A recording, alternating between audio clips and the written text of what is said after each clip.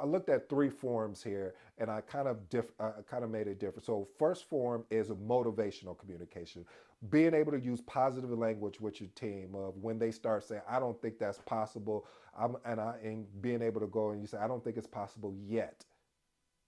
Okay, you don't like that one. Being able to encourage them, hey, if you wouldn't have delivered that, I don't know if we would have ever been able to get this project as far as we did. You really poured your all into this project. We truly appreciate it. And be genuine about it, family. If this stakeholder did do what they said they were going to do when they said they were going to do it, you got to congratulate them and thank them.